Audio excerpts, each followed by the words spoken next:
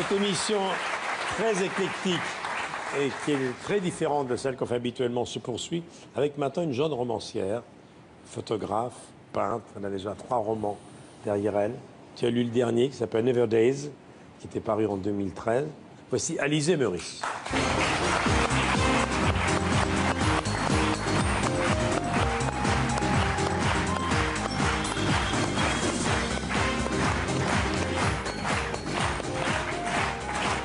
Ravi que tu sois là. Venez, Alizée. Je l'ai dit, c'est votre 3e roman. Et là, c'est un sujet assez extraordinaire. Ouais, moi, je suis ravi qu'Alizée Meurice puisse être dans cette émission, parce que je trouve que c'est une artiste absolument unique, parce qu'elle est aussi bien une très brillante écrivaine, et en même temps une grande dessinatrice, peintre. Elle pourrait, photographe. en ce moment, pendant que nous parlons, elle pourrait faire un dessin comme ça, qui ferait à sa manière, qui représenterait le studio. Et puis, son œuvre, c'est un mélange, il y a un côté proustien rock. C'est-à-dire un mélange entre une sorte de Bret Easton Ellis de Glamorama et la métamorphose de Kafka. Je ne veux pas te détruire ton pitch, mais c'est un peu ça, Never Days. Alors, justement, le personnage, c'est un acteur archi connu, au sommet de sa gloire, grand séducteur. Et puis un jour, il découvre qu'il y a une clinique qui propose à des clients fortunés de changer d'apparence pendant 48 heures, une espèce d'injection d'ADN. Et lui, il va se laisser tenter car il voudrait retrouver les joies de l'anonymat. Tout à fait. Et la star qui a tout va devenir pendant 48 heures un inconnu. Je vous laisse dire ce qui va se passer après, sans raconter la fin. Non, bien sûr. Non, mais en fait, je trouvais que c'était intéressant de prendre le problème des apparences en partant d'un personnage qui ne serait pas du tout proche de moi, et donc dans un regard critique, mais qui serait plutôt dominant, en fait, qui représente tout à fait la société actuelle. Et du coup, je trouvais que c'était intéressant de le faire passer par cette transformation qui donne un rapport différent au corps et donc à l'intime.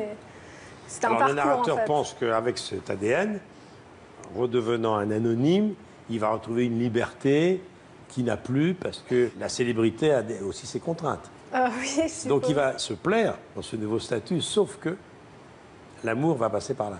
Ouais, je me suis beaucoup amusée à écrire ce livre. En fait, je pense qu'il y a un ton qui est comme ça très enlevé, même s'il y a une sorte de critique acerbe en sous-main, mais ça reste très, très léger en fait, et très, très amusant. Enfin, en tout cas, pour moi, c'était amusant à écrire. Et ce qui est d'ailleurs continuel déjà dans ta jeune œuvre, parce qu'il y a un autre roman que j'ai beaucoup aimé d'Alizée qui s'appelle Palsambleu bleu.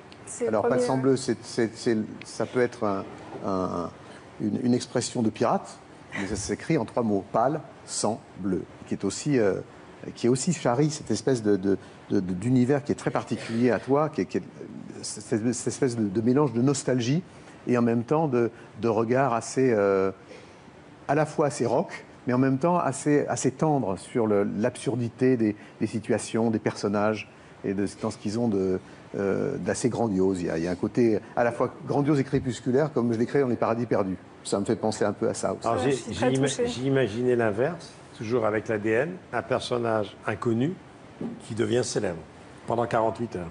Mais ça, c'est intéressant aussi, mais c'est vrai que c'est peut-être plus courant, en fait, Oui. parce que finalement, aujourd'hui, la célébrité, c'est ce que Évidemment. disait Andy Warhol. Évidemment. Tout le Exactement. monde a son moment de... Et puis c'est De gloire. De gloire, quand même plus logique quand on atteint la célébrité de vouloir le rester plutôt que d'être célèbre et de viser l'anonymat et de vouloir le rester. Alors, C'est ça qu'il y a de surréaliste dans cette histoire. Qu'est-ce qui vous a donné envie d'écrire? Très tôt, vous avez envie d'écrire? Vous avez fait des études de lettres? J'ai fait une prépa Hippocagne-Cagne, mais en fait, c'était pas vraiment une vocation pour moi. J'ai toujours été beaucoup plus attirée par le dessin et l'art visuel, et l'écriture, Et la c'est vraiment photo. venu après, en fait, petit à petit. Alizée Meurice, Never Days. Merci beaucoup. Merci beaucoup. Merci infiniment. Merci.